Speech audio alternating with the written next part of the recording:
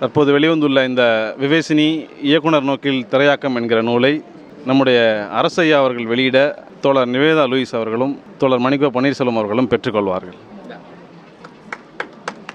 நம்முடைய சென்னை பல்கலைக்கழகத்தினுடைய மேனாள் இலக்கியத்துறை தலைவர் நம்முடைய அன்பிற்குரிய பேராசிரியர் வி அரசு அவர்கள் பேசுவார். அன்பான நண்பர்களுக்கு வணக்கம். இந்த திரைப்படத்தை பற்றி அதில் இருக்கிற பல்வேறு விதமான செய்திகள் பற்றி லூயிஸ் அவர்களும் ஜமாலன் அவர்களும் நம்முடைய மணிக்கோ அவர்களும் மிக விரிவாக உங்களிடையே பகிர்ந்து கொண்டது மிகுந்த மகிழ்ச்சி அளிக்கக்கூடிய ஒரு செய்தி. இந்த படத்துக்கு பின்னே இருக்கக்கூடிய தமிழ் சமூகம் சார்ந்த ஒரு மிக முக்கியமான வரலாறு ஒன்று உண்டு. அது பரவலாக எல்லோரும் அறியப்படாத ஒரு வரலாறு என்பதனால் அது குறித்த ஒரு தகவல்களை ஒரு வகையில் தொடர்ச்சியாக அதில் என்ன செய்கிறது, அதை தேடி பதிப்பித்து நூலாக வெளியிட்ட ஒரு 10 ஆண்டுகளுக்கு முன்பான ஒரு அனுபவத்தையும், அது தமிழ் சமூக வரலாற்றில் எவ்வளோ முக்கியமான விஷயம். ஒரு சமூகத்தில் நடந்த ஒரு வரலாற்றை ஒரு காட்சி ஊடகத்திற்குள் கொண்டு வருவதற்கு, அதில் அந்த வரலாற்றில் தாக்கம் பெற்று அதை ஒரு நவீன சினிமா வடிவத்திற்குள் கொண்டு வர முயற்சி செய்த பவன், கஜேந்திரன், கூடியிருந்த பல்வேறு நண்பர்களுக்கும் எனது முதல் வணக்கத்தையும் நன்றியையும் முதலில் தெரிவித்துக் கொள்கிறேன். அந்த அந்த அந்த அந்த சினிமாவை 2 முறை நான் பார்க்கக்கூடிய வாய்ப்பு கிடைத்தது. இதில் இந்த சினிமாவில் இருக்கக்கூடிய அந்த விவேசினி என்கிற பெயர், அந்த பெயர் என்பது தத்துவ விவேசினி என்ற ஒரு பத்திரிகையின் பெயரின் சுருக்கம். அந்த தத்துவ விவேசினி என்பது என்ன, அந்த தத்துவ விவேசினிக்கும் தமிழ் சமூகத்திற்கும் என்ன தொடர்பு, ஏன் அந்த தத்துவ விவேசினியில் பவன் போன்றவர்கள் ஈர்க்கப்பட்டார்கள், அதை எப்படி ஒரு காட்சி ஊடகத்தில் பதிவு செய்ய வேண்டும் என்று அவர்கள் ஆசைப்பட்டு அதை நிகழ்த்தியிருக்கிறார்கள் என்பதற்கான அந்த மூல வரலாறு நமக்கு கண்டிப்பாக தெரிய வேண்டும் என்று நான் நினைக்கிறேன். அது தமிழ் சமூக வரலாற்றில் ஒரு மிக முக்கியமான பகுதி.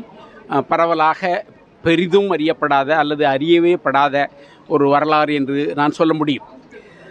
இந்த ஐரோப்பாவில் நடந்த அந்த ஒரு மிகப்பெரிய என்லைட்மெண்ட் பீரியட் என்று சொல்லக்கூடிய ஒரு புத்தொலி காலம் என்பது ஐரோப்பாவில் இந்த அறிவியல் கண்டுபிடிப்புகளின் மூலமாக உருவானது என்பது நமக்கு தெரியும்.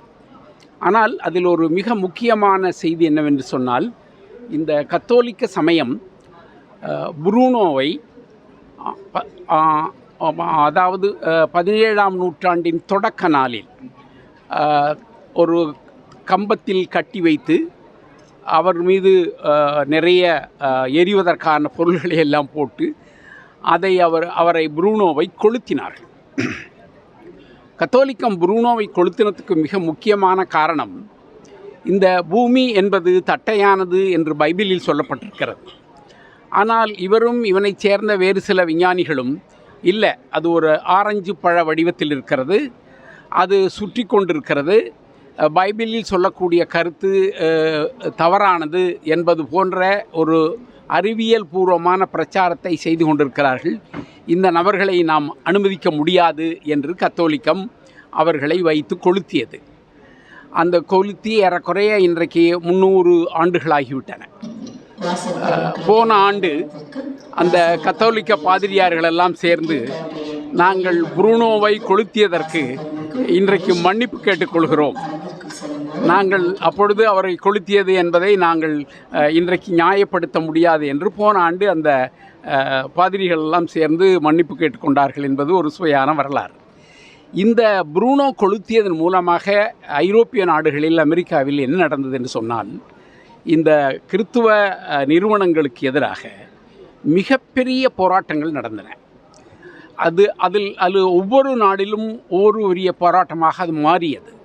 அது எந்த அளவில் கொண்டு போய்விட்டது என்று சொன்னால், கிறித்துவத்தை மறுப்பது, கிறித்துவத்தினுடைய இந்த மிஷினரிகள் செய்யக்கூடிய மோசமான விளைவுகளை எல்லாம் எதிர்த்து அம்பலப்படுத்துவது, பேசுவது என்ற ஒரு மிகப்பெரிய போராட்டம் வடிவத்தை கட்டமைத்தார்கள். ஒவ்வொரு நாடிலும் தனித்தனியாக, கனடாவில் ஒரு பகுதியில், அமெரிக்காவில் ஒரு பகுதியில், ஜெர்மனியில் ஒரு பகுதியில், பிரான்சில் ஒரு பகுதியில் என்று சொல்லி கிழக்கு ஐரோப்பிய நாடுகளில் அந்த இயக்கம் வேகமாக இருந்தது. அது மிக தீவிரமாக கால் கொண்டது லண்டனில். யுகேயில் தான் அதனுடைய அந்த தீவிரம் வந்தது. அதனுடைய விளைவு என்ன ஆச்சுன்னு சொன்னால், 19ஆம் நூற்றாண்டில் 1860 வாக்கில் சார்ல்ஸ் பிராட்லா என்று சொல்லக்கூடிய ஒரு மிக முக்கியமான பகுத்தறிவு அறிஞன், அவன் அந்த கடவுளை நம்பாத, கடவுளை கேள்வி கேட்கக்கூடிய அந்த மரபில் உருவாகி வந்த அந்த அரசியல்வாதி, அவர் இந்த லண்டன் லௌகீக சங்கம், லண்டன் செக்குலார் சொசைட்டி என்ற ஒரு அமைப்பை உருவாக்கினார். அந்த அமைப்பு ஒரு மிக முக்கியமான அமைப்பாக வடிவம் பெற்றது. அவர்கள் அந்த ஒரு குறிப்பை சொல்லுகிறார்கள். இந்த லண்டன் செக்குலார் சொசைட்டி உருவாகி அவர்கள் ஒவ்வொரு சர்ச்சுக்கு முன்பும் நின்று அந்த சர்ச் செய்யக்கூடிய கொடுமைகள், வேறு விஷயங்கள், இதையெல்லாம் அவர்கள் பிரச்சாரப்படுத்த தொடங்கிய பொழுது கொஞ்ச நாளில் அந்த சர்ச்சுக்கு வரக்கூடியவர்களுடைய எண்ணிக்கை பாதியாக குறைந்தது என்று சொல்கிறார்கள். அது இந்த தகவல்கள் எல்லாம் இப்பொழுது பிரிட்டிஷ் நூலகத்திலே இருக்கக்கூடிய மிக விரிவான சார்ல்ஸ் பிராட்லா நடத்திய அந்த மெட்ராஸ் செக்குலார் சொசைட்டி தொடர்பான பத்திரிகைகள், சிறு சிறு வெளியீடுகள் நூற்றுக்கணக்கில் இருக்கின்றன. அவற்றையெல்லாம் பார்க்கக்கூடிய வாய்ப்பும் எனக்கு கிடைத்தது. அப்படி உருவான ஒரு அமைப்பாக அது லண்டனில் உருவானது. நீங்கள் இந்த சார்ல்ஸ் பிராட்லாவை பற்றி இன்னொரு மிக முக்கியமான தகவலை தெரிந்து கொள்ள வேண்டும். அது ஏனென்று சொன்னால், அது நம்முடைய தமிழக அரசியலோடு மிக நெருக்கமான தொடர்புடையது. என்னவென்று சொன்னால், அவர் தொழிலாளர்கள் இருந்த பகுதியிலே தேர்தலில் போட்டியிட்டு வெற்றி பெற்றார். பாராளுமன்றத்துக்கு தேர்ந்தெடுக்கப்பட்டார். தொடர்ந்து 1, 2, 3 முறை அவர் தொடர்ந்து தேர்ந்தெடுக்கப்பட்டார். ஒவ்வொரு முறை அவர் வெற்றி பெற்று பாராளுமன்றத்துக்கு போகிற பொழுதும் கடவுளின் பெயரால் உறுதிமொழி எடுக்க மாட்டேன் என்று அவர் மறுக்கிறார். அப்பொழுது அதனால் அவருடைய அந்த பாராளுமன்ற பதவி பறிபோகிறது. அடுத்த முறை போட்டியிடுகிறார், வெற்றி பெறுகிறார். அப்பொழுதும் அந்த பறிபோகிறது. 3வது முறை இந்த தொழிலாளர்களுடைய ஆதரவோடு அவர் தேர்ந்தெடுக்கப்பட்டு பாராளுமன்றத்துக்கு போகிற பொழுது அது ஒரு பெரிய சிக்கலாகிறது. இது தொடர்ச்சியாக இப்படியே இவர் சொல்கிறாரே, இதற்கு என்ன தீர்வு காண்பது என்பது சொல்கிற பொழுது, அப்பொழுது பலர் கூடி ஒரு முடிவுக்கு வந்தார்கள். மனசாட்சியின்படி என்று சொல்லலாம், கடவுளின் பெயரால் என்ற சொல்லை அவர் சொல்ல வேண்டும் என்று அவசியமில்லை. எனவே எனது மனசாட்சியின்படி என்று அவர் உறுதிமொழி எடுக்கிறார். அது போராடி அந்த வழக்கு மன்றத்தில் பேசி வெற்றி பெற்று அப்படி உருப்பெற்றவர் தான் சார்ல்ஸ் பிராட்லா. இது என்ன நமக்கு தொடர்புன்னு சொன்னால், நம்முடைய அண்ணா அவர்கள் இங்கு வெற்றி பெற்று முதலமைச்சராக வந்த பொழுதும், அது மாதிரி டெல்லியில் அந்த பாராளுமன்றத்திற்கு அவர் சென்ற பொழுதும், நான் கடவுளின் பெயரால் அதை எடுக்க மாட்டேன், என்னுடைய மனசாட்சியின் பெயரால் தான் எடுப்பேன் என்று முதல் இந்திய வரலாற்றில் செய்தவர் அண்ணா. இது சார்ல்ஸ் பிராட்லாவினுடைய நேரடி தாக்கத்திற்கு உள்ளான ஒரு வரலாறு என்பதையும் நாம் புரிந்து கொள்ள வேண்டும். அந்த சார்ல்ஸ் பிராட்லா உருவாக்கிய அந்த அமைப்பு என்பது லண்டன் மாநகரத்தில் மிகப்பெரிய செல்வாக்குடையதாக அது செயல்பட்டு கொண்டிருக்கிறது. இன்றைக்கும் கூட அந்த அமைப்பு தொடர்கிறது. இந்த பவன் லண்டன் சென்ற பொழுது இந்த படத்தை அந்த அமைப்பினருக்கு போட்டு காமித்து அவர்களெல்லாம் மிகுந்த மகிழ்ச்சி அடைந்தார்கள் என்பது பற்றியெல்லாம் இந்த புத்தகத்தின் முன்னுரையில் பதிவு செய்திருக்கிறார். முன்னரே என்னிடம் அதையெல்லாம் பகிர்ந்து கொண்டிருக்கிறார். இதில் என்ன முக்கியமான விஷயம் என்று சொன்னால், அந்த லண்டன் செக்குலார் சொசைட்டியினுடைய நேரடி கிளையை சென்னை நகரத்தில் உருவாக்கினார்கள். அந்த லண்டன் செக்குலார் சொசைட்டியினுடைய உறுப்பினர்களாக சந்தா கட்டினார்கள். நாங்கள் லண்டன் செக்குலார் சொசைட்டியினுடைய கிளை என்று அறிவித்தார்கள். அப்படி அறிவித்து அவர்கள் 1878 இந்த ஃபிலசபிக்கல் என்கொயரர் என்ற ஒரு பத்திரிகையையும், தத்துவ விவேசனிக்கு பதிலாக வேறு ஒரு பெயரில் இன்னொரு பத்திரிகையையும் அவர்கள் நடத்தி கொண்டிருந்தார்கள். விசாரணி, தத்துவ விசாரணி என்ற பெயரில் அந்த பத்திரிகை நடத்தி கொண்டிருந்தார்கள். அந்த தத்துவ விசாரணி, அந்த ஃபிலசபிக்கல் என்கொயரர் என்ற அந்த 1878 82 வரை அந்த பத்திரிகைகள், அது யார் வாசித்தார்கள், அது எவ்வளவு அச்சிடப்பட்டது என்பது பற்றியான விவரங்களை நான் இந்த ஆவண காப்பகத்திலே இருக்கக்கூடிய அந்த பதிவு, அரசு சார்ந்த பதிவு இருக்கிறது. அதில் ஏறக்குறைய ஒரு 250 300 பேர் அந்த பத்திரிகையை வாசித்ததாக தகவல் இருக்கிறது. இப்படி செயல்பட்டு கொண்டிருந்த இந்த குழுவினர் நேரடியாக அந்த அந்த அமைப்பிலிருந்து அவர்கள் மாறி இந்த பிராட்லா நடத்திய லண்டன் செக்குலார் சொசைட்டியினுடைய கிளையாக மெட்ராஸ் செக்குலார் சொசைட்டி முதல் அப்படி ஒரு அமைப்பை இங்கே உருவாக்குகிறார்கள். அதாவது இந்த இந்த இந்த அமைப்பை அவர்கள் உருவாக்குகிற பொழுது அதனுடைய எல்லா நடவடிக்கைகளையும் இவர் ஏற்றுக்கொள்கிறார்கள். அங்கு அச்சிடப்பட்ட அவ்வளவு புத்தகங்களும் இங்கே வருகின்றன. அங்கு அச்சிடப்பட்ட அவ்வளவு பத்திரிகைகளும் இங்கே வருகின்றன. அவற்றையெல்லாம் கோயம்புத்தூர், மலேசியா, கொழும்பு, தஞ்சாவூர், திருச்சி போன்ற பல இடங்களுக்கெல்லாம் அனுப்பி விநியோகித்திருக்கிறார்கள். இந்த பின்புலத்தில் இவர்கள் உருவாக்கிய இந்த அமைப்புக்கு அவர்கள் 1882 முதல் கொடுக்கிற பெயர் மெட்ராஸ் செக்குலார் சொசைட்டி என்ற சென்னை லௌகீக சங்கம் என்ற ஒரு பெயர். இந்த சங்கத்தின் மூலமாக 1882 88 வரை அவர்கள் தத்துவவேசினி, இந்த திங்கர் ஆங்கில பத்திரிகை இரண்டையும் தொடர்ச்சியாக வாரப்பத்திரிகையாக நடத்தியிருக்கிறார்கள். அந்த பத்திரிகைகளில் எழுதியவர்கள் எல்லோரும் ஒரு சிலரை தவிர பாக்கி பலரும் தங்களுடைய பெயரை போட்டுக்கொள்ளவில்லை. அவர்களுடைய முன் எழுத்துக்களை மட்டும்தான் போட்டுக்கொண்டு எழுதியிருக்கிறார்கள். அதாவது அதை அவங்கள பற்றி புரிஞ்சுக்கணும்னு சொன்னால் ஒரு நல்ல வாசகம் அந்த பத்திரிகையில் வந்தது. பெரிய பாளையத்து அம்மன் கோயிலுக்கு போவானேன், பேதி வாந்தி வந்து சாவானேன் என்று அவர்கள் அன்றைக்கு எழுதினார்கள். அது இந்த சென்னையை பொறுத்தவரை இந்த பெரிய பாளையத்தம்மன் கோயில், அதனுடைய வழிபாடு, அது சார்ந்த விஷயங்கள் ரொம்ப பிரபலமானது. அந்த கோயிலுக்கு போயிட்டு உடையெல்லாம் அவுத்து போட்டு வேப்ப இலையை எடுத்து கட்டிக்கிட்டு என்னாலமோ செய்கிறதாக இன்றைக்கு கூட சொல்லிகிட்டு இருக்காங்க.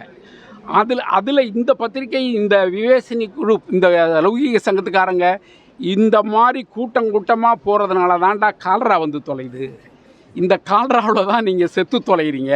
அதில் ரொம்ப முக்கியமான வரலாற்று உண்மை, அந்த காலத்தில் மிக கொடுமையான கால்ரா சென்னையை தாக்கியும் அதில் ஆயிரக்கணக்கான மக்கள் செத்து கொண்டும் இருந்த காலம். இப்படி இது மாதிரி முதல் கட்டமாக இந்த அமைப்பினருடைய பெரிய விஷயம் என்பது சாதிக்கு எதிரான கடுமையான போராட்டத்தை முன்னெடுத்தார்கள்.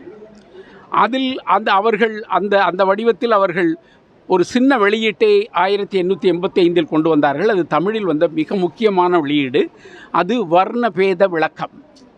அந்த மாசலாமணி என்று சொல்லக்கூடிய ஒரு பெரியவர் அந்த புத்தகத்தை எழுதியிருக்கிறார். அதை பின்னர் நம்முடைய கோலார் தங்கவயலில் இருக்கக்கூடிய அந்த பௌத்த சங்கத்துக்காரர்கள் 1926 வாக்கில் மறு அச்சு போட்டிருக்கிறார்கள். அந்த புத்தகத்தை நீங்கள் வாசித்தீர்கள் என்று சொன்னால் இந்த இந்திய சமூகத்தில் இருக்கக்கூடிய வர்ணம் என்பது எவ்வளவு கொடுமையானது, இந்த வர்ண மரபிலிருந்து சாதி மரபு என்பது எவ்வளவு கொடுமையானது, அதில் பார்ப்பனியம் செய்யக்கூடிய கொடுமைகள் எவை, இவற்றை பற்றியான அவ்வளவு விரிவான பதிவை இந்த லௌகீக சங்கத்தினுடைய அந்த ட்ராக் சொசைட்டி சிறு வெளியீட்டு கழகம் வெளியிட்ட அந்த நூல் சொல்லுகிறது. இப்படி நீங்கள் அந்த தத்துவவேசினி பத்திரிகையை 1998 இந்த அண்ணா அறிவாலயத்தில் இருக்கக்கூடிய ஒரு நூலகர், அவரோடு நான் அடிக்கடி அந்த நூலகத்துக்கு செல்லக்கூடிய பழக்கம் இருந்ததனால் அவர் என்னிடம் சொன்னார், அரசு சார், ஒரு புதுசாக ஒரு பத்திரிகை இருக்கிறது, நீங்கள் அதை பார்க்கலாம் என்று சொல்லி ஒரு கட்டை கொண்டு வந்து கொடுத்தார். அந்த கட்டு வேறொரு திமுக பிரமுகர் அவருடைய கலெக்ஷனில் இருந்து இந்த நூலகத்திற்கு வந்தது. அந்த கட்டை எடுத்து பார்த்தால் அதில் பாரதிதாசன் என்ற ஒரு கையெழுத்து போடப்பட்டிருக்கிறது.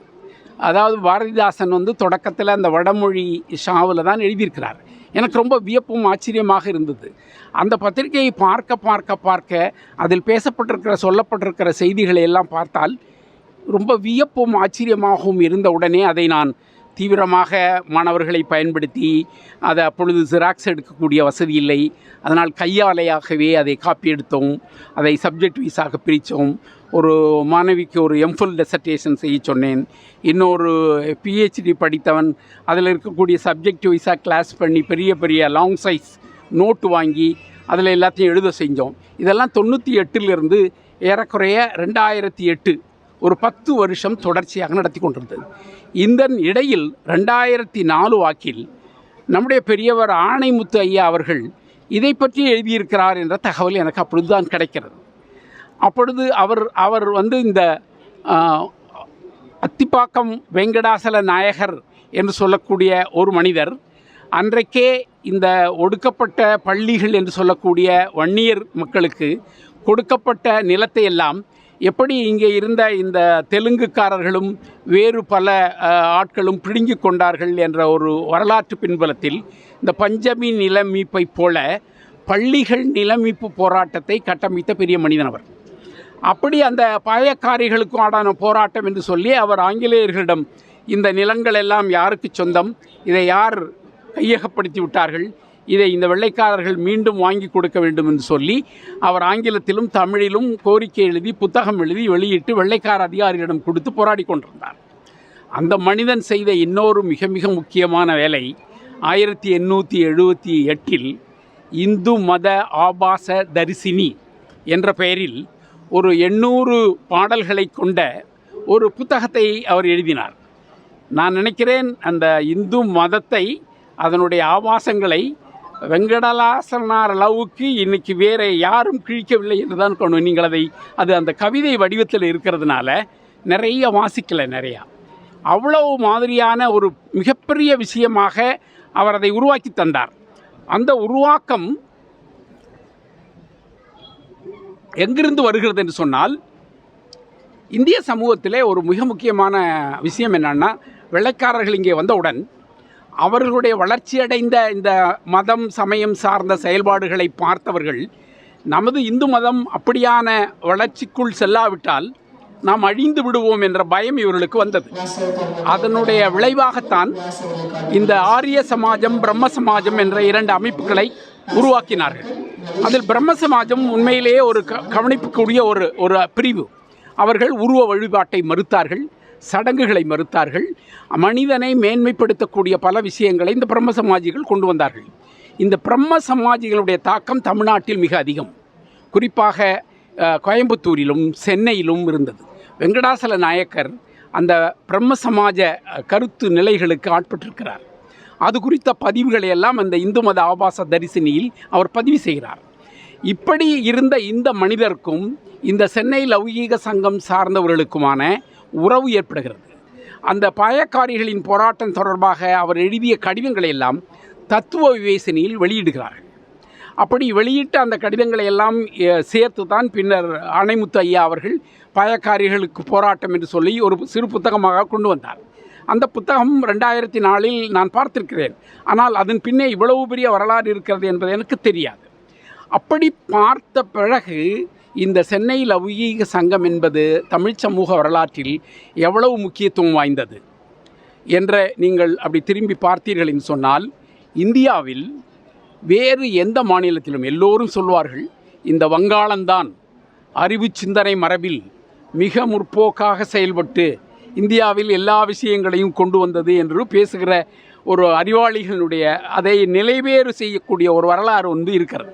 அது அடிப்படையில் ரொம்ப தப்பானது, பேத்தல். அது தமிழகம்தான், தமிழன் தான் முதல் கடவுளை மறுத்தவன். இன்றைக்கு கூட வங்காளிகள் கடவுளை மறுக்க மாட்டாங்க. அங்கே இருக்கிற கம்யூனிஸ்டுகள் விவேகானந்தரை தான் புரட்சிக்காரன் என்று சொல்லிக் கொண்டிருப்பார்கள். அந்த பின்புலத்தில் வரக்கூடிய இந்த மரபில் இந்த பின்னணி பெரியார் உருவாவதற்கான ஒரு மூல வித்தை போல இந்த சென்னை லௌகீக சங்கத்தை சார்ந்தவர்கள் அவர்கள் சொன்னார்கள், கடவுள் என்பது என்ன, அதை எனக்கு காட்டு, நீ என்னை உணர வைத்து விட்டால் நான் ஏற்றுக்கொள்கிறேன். அது உணர முடியாத பட்சம் வரை நீ கடவுள் கத்திரிக்காய் புடலங்கான்னு சொல்லி என்னை ஏமாத்தாதே, நான் அதற்கு உடன்பட முடியாது. இதை ஒரு அக்னாஸ்டிக் என்று சொல்லக்கூடிய அந்த மாதிரியான ஒரு தத்துவ மரபுக்குள்ளும் கொண்டு சேர்ப்பார்கள். ஆனால் அதைவிட இவர்கள் நேரடியாக இந்த சாமியார்கள், கோயில்கள், சடங்குகள் எல்லாவற்றையும் எதிர்கொண்டு அவர்களோடு நேரடியாக விவாதித்திருக்கிறார்கள். அந்த பத்திரிகையில் இந்த கடவுள் மறுப்பு சம்பந்தப்பட்ட ஒரு சாமியாரோடு அவர்கள் நடத்திய விவாதங்கள் தொடராக வெளிவந்திருக்கிறது. அது பாண்டிச்சேரியில் வைத்து 3 மாதம் நடத்தியிருக்கிறார்கள். அந்த 3 மாதம் பேசின பேச்செல்லாம் ஒருவர் கடவுள் உண்டு என்று சொல்வதும் இன்னொருவர் இல்லை என்று சொல்வதும் அது பற்றிய விவரணங்களை எல்லாம் அவர்கள் பதிவு செய்திருக்கிறார்கள். இப்படி இந்த சென்னை லௌகீக சங்கம் என்பது தமிழ் சமூகத்திலே ஐரோப்பிய புத்தொலி மரபை உள்வாங்கி நமது மரபோடு இணைத்து அவர்கள் இங்கு இருக்கக்கூடிய இந்த விளைமாதர்கள் அவர்களுடைய துன்பங்கள், குறிப்பாக இந்த பாரிமுனை பகுதியிலே நிறைய விளைமாதர்கள் இன்றைக்கு இருந்திருக்கிறார்கள். அது பற்றி அவர்கள் விரிவாக பேசுகிறார்கள். ஏன் இவர்கள் இப்படி இருக்கிறார்கள்? இதற்கு மூல காரணம் வறுமை, அவர்கள் வாழ்வதற்கான வாய்ப்பு கிடைக்கப்படவில்லை, ஆகையினால் இப்படியான தொழில் அவர்கள் ஈடுபட்டு நோயை வாங்கி சாகிறார்கள் என்று விரிவாக பேசுகிறார்கள். அவர்களுக்கு மால்தூசியன் தியரி மீது மிகுந்த ஈடுபாடு இருந்தது. மக்கள் தொகையை குறைக்க வேண்டும், அது குறைத்து விட்டால் எல்லாவற்றையும் செய்துவிட முடியும் என்று 1845-46 வாக்கில் மால்தூஸ் கொண்டு வந்த அந்த கோட்பாடை மார்க்சிஸ்டுகள் ஏற்றுக்கொள்வதில்லை. ஆனால் இவர்கள் அதை நம்பி மால்தூசியன் சங்கம் என்ற ஒரு அமைப்பை உருவாக்கி அதன் மூலமாக பிரச்சாரம் செய்வது என்பதை எல்லாம் செய்திருக்கிறார்கள். கிறித்துவ சமய அமைப்புகள் எப்படியான பிரச்சாரம் செய்வார்களோ அதை போல பிரச்சாரத்தை இவர்கள் மேற்கொண்டு கொண்டார்கள். இதில் இவர்கள் மீது சொல்லக்கூடிய இன்னொரு ரொம்ப சுவையான விஷயம் என்னவென்றால், அப்பொழுதுதான் இந்த தியாசபிக்கல் சொசைட்டியை இங்கே உருவாக்குகிறார்கள். இந்த தியாசபிக்கல் சொசைட்டி உருவாக்குகிறவர்கள் எல்லாம் இந்த சென்னை லௌகீக சங்கத்தை சார்ந்தவர்கள்.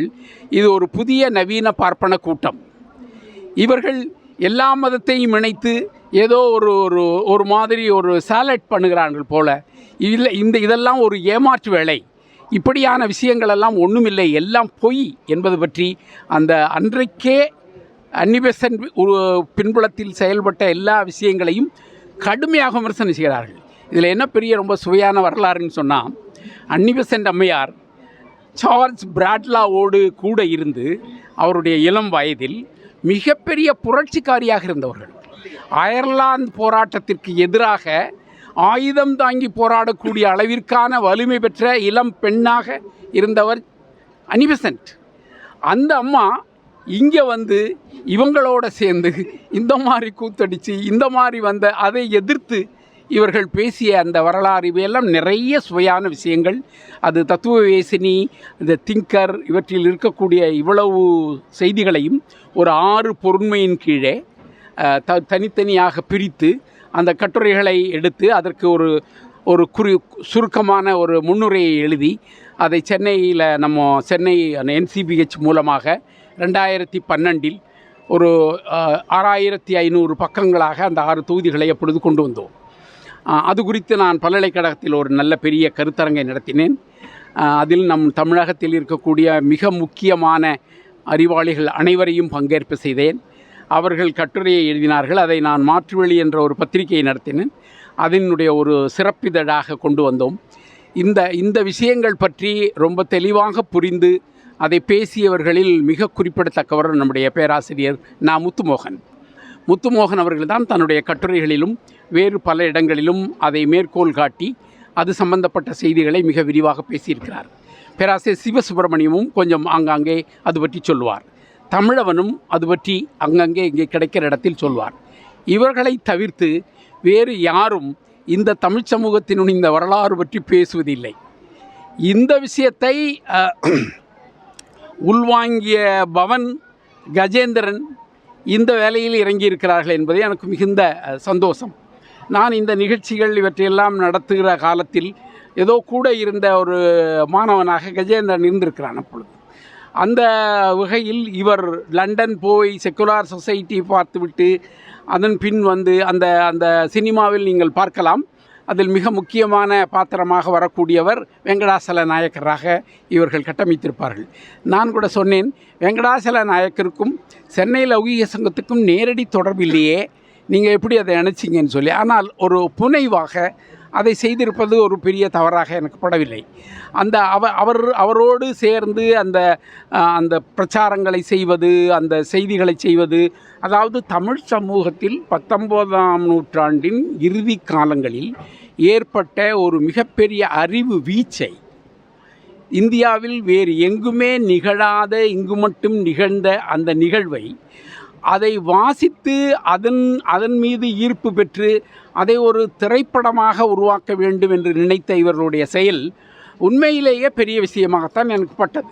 இவர்கள் இந்த படம் செய்கிற காலம் இந்த விஷயங்கள் எல்லாம் பற்றி எனக்கு ஒன்றும் தெரியாது. ஆனால் சினிமா ரிலீஸ் பண்ணுற பொழுது கஜேந்திரனும் பவனும் வந்து சொன்னார்கள். அதை நிறைய நண்பர்களுக்கெல்லாம் அறிமுகப்படுத்தி அந்த சினிமாவை பார்க்குற அந்த கேன்வாசிங் வேலையெல்லாம் கூட செய்தோம்.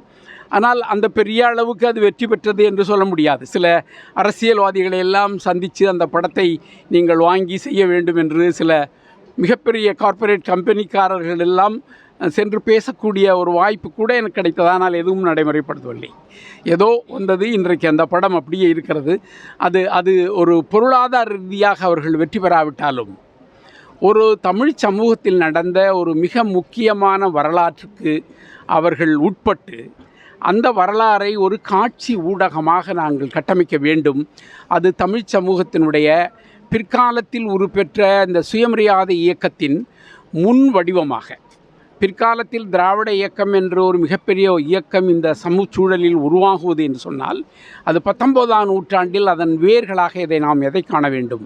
அப்படி காணுவதற்கு இந்த சென்னை லௌகீக சங்கம் என்பதும் அவர்கள் நடத்திய தத்துவ விவேசினி என்பதும் எவ்வளவு முக்கியமான விஷயங்கள் என்ற பெரிதும் அறியப்படாத வரலாற்றை ஒரு காட்சி வடிவமாக்கி அதை அவர்கள் வெளிக்கொண்டு வந்திருக்கிற இந்த நிகழ்வும், அதை இந்த காட்சி வடிவத்தில் இருந்ததை இப்போ ஒரு அச்சு வடிவத்திற்கு கொண்டு வந்து, இந்த காட்சி வடிவத்தில் இருக்கிற பிரச்சனை என்னென்னா அது எப்பயாச்சும் தான் பார்க்க முடியும், இல்லைன்னா பார்க்க முடியாது. ஆனால் இப்போ இந்த அச்சில் அந்த இதை கொண்டு வந்த பொழுது அதை எடுத்து வைத்து கொண்டு இப்போ வேண்டுமானாலும் வாசிக்கலாம். இவங்க லூயிஸ் சொன்னதைப் போல அந்த காட்சி வடிவத்தில் இருக்கக்கூடிய அந்த தன்மையை சிதைவு அடையாமல் வாசிப்பு வடிவத்திற்கு கொண்டு வருகிற பொழுதும் அந்த சினிமாவை பார்க்கிற ஒரு உணர்வை தருகிறது மாதிரியான ஒரு பதிப்பு முயற்சியை நம்முடைய வசந்தன் அவர் புதிதாக உருவாக்கியிருக்கிற இந்த 5 பதிப்பகம் இதெல்லாம் உருவாக்கியிருப்பது மிகுந்த பெருமைக்குரிய விஷயம். எனவே இந்த நிகழ்வு என்பது வெறுமனே ஏதோ ஒரு காட்சி வடிவம் சார்ந்த ஒரு விவேசினி சினிமா என்பதோடு மட்டுமில்லை, இதற்கு ஒரு நீண்ட உலகம் தழுவிய, தமிழ்நாடு தழுவிய ஒரு மிக முக்கியமான வரலாறு இருக்கிறது என்பதை இந்த நேரத்தில் பதிவு செய்து கொள்வதில் நான் மகிழ்ச்சி அடைகிறேன். நன்றி, வணக்கம்.